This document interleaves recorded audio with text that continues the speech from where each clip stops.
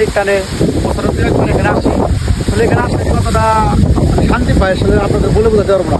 আমার নদী, চর, গজারির বন সব কিছু আমার এখানে আছে। একটু ক্যামেরায় দেখাই, যদি একটু দেখান। এখানে আমি শৈশবের বাল্যকাল কাটিয়েছি, অনেক টুক করে সাঁতার কাটিয়েছি, এখানে মাছ ধরেছি। মানে আমরা অ্যাকচুয়ালি মানে বলতে গেলে কুমিরের সাথে যুদ্ধ করে পড়েছি। মানে শহরে যারা থাকে তারা কিন্তু নদীতে ডুবতে এক ডুব দেওয়ার যাইতে পারবে না, আমরা পারি। আমরা এই নদীতে মাছ ধরেছি অনেক। মানে আমাদের সাথে যদি কেউ শহরে বলার বাঙালিতে চায় জীবনও পারবে না, কারণ আমাদের দমটা অন্যরকম। আমরা দৌড়াদৌড়ি থেকে শুরু করে সকালে পেলে বাইরে বাড়িতাম, দাদি খেলাধুলার মতো থাকতাম, মায়ে খুঁজতো, দাদি খুঁজতো, তারপরে গোসল গোসল করে বাড়িতে শহরে বলালে কিন্তু এটা পারবে না। আর এটা কিন্তু দেখাই শব্দটা দেখেন, শব্দটা কিন্তু শহরে পাওয়া যাবে না। এটা কিন্তু আমার নদীর পার। আর গ্রামের দৃশ্যটা দেখলে আরো মানে কি বলবো, আপনি অবাক হয়ে যাবেন, এত ভালো লাগবে। মানে এত সুন্দর গ্রাম আমার, যা বলার বাইরে। এই নৌকা চালাইতাম, অনেক শৈশবের স্মৃতি আছে যা আপনারা শহরে বলে আমার বলতে পারবো না। কিন্তু আমি শহরে থাকি, অনেক কিছু মনে করেন যে আমি শহরে বলার না।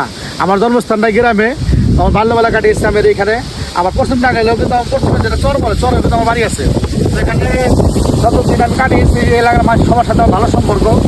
ভালোবাসা কিন্তু দেখা যায় কিনা যায় না, ভালোবাসা হচ্ছে মূল্যহীন, মূল্য হয় না। সকলেই আমার দাদা আমাকে দেখেন, সবাইকে জানে আমার আত্মস্থল থেকে খুব বড় ভালোবাসা, হাজার কোটি লাখ হলেও শুভেচ্ছা। তো আমি আপনাদের কিছু ভিডিও দেখাবো, সাথে থাকুন। আমার এই দেশটাকে আসলে কবি সোনার দেশ বলেছে এই কারণেই।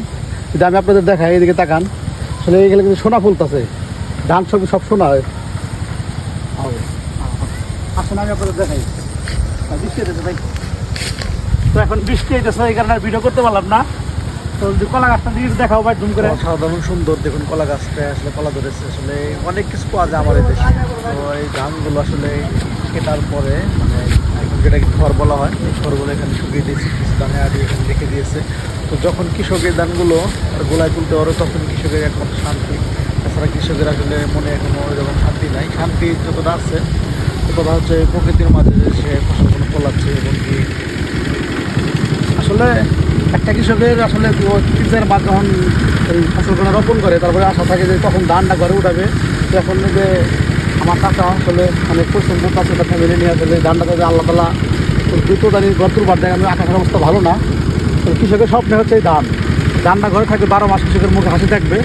সকালে দোয়া করবেন যা এখন যারা ধান কাটে নাই, যারা কাটার বাকি আছে, তাদের ধানগুলো কেটে সুন্দর করে ঘরে গোলায় তুলতে পারে। আর গোলায় তোলার পরে কিন্তু কৃষকের মুখ হাঁটি বসবে। এই হাসিটাই আমরা সবাই চাই, সকল কৃষকের মুখ হাসি ফুটুক। বৃষ্টি হার আগ মুহূর্তে কিছু দৃশ্য আমি আপনাদের দেখাই।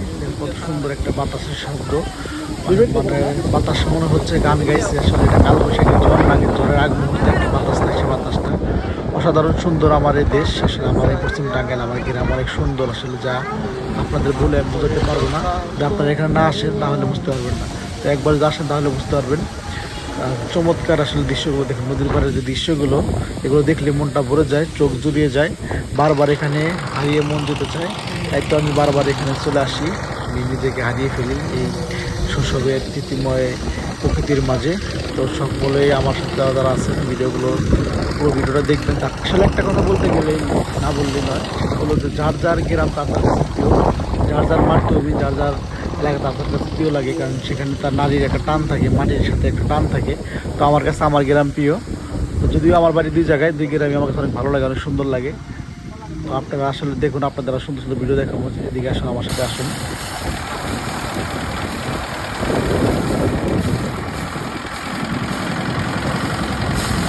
তো আজ কিন্তু এখানেই শেষ করছি।